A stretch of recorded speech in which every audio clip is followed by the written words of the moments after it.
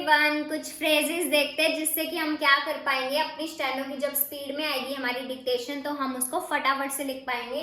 क्योंकि इसमें हम क्या करते हैं 3 से 4 वर्ड को एक ही वर्ड बना देते हैं, तो हमारे लिए क्या होता है बारी बारी पेन उठाने का टाइम बचता है हमारे पास और हम स्पीड को बड़ी ही आसानी से कवर कर लेते हैं।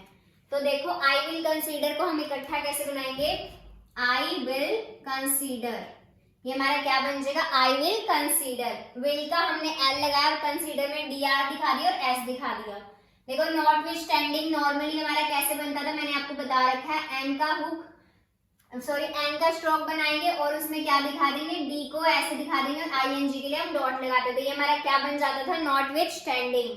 तो अब देखो क्या वर्ड है, नॉट विथ स्टैंडिंग के साथ हमें दैट भी दिया, तो हम क्या करेंगे ऐसे ही बनाएंगे और साथ में दैट को दिखा देंगे।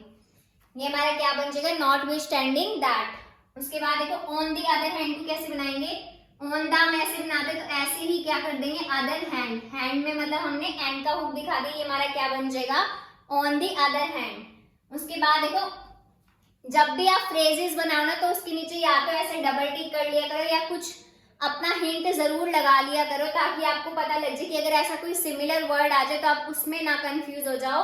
तो आप इसकी कुछ ना कुछ अलग से निशानी रख लेना कि आप ये फ्रेजेस यूज कर रहे हो।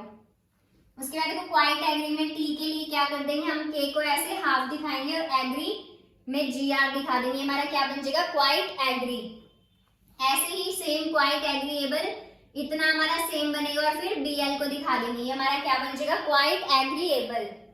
उसके बाद देखो वेरी सेटिस्फैक्टरली को कैसे बनाएंगे हम इकट्ठा, वेरी को हम ऐसे बनाते हैं, उसके बाद सेटिस्फैक्टरली, ये हमारा क्या बन जाएगा वेरी सेटिस्फैक्टरली।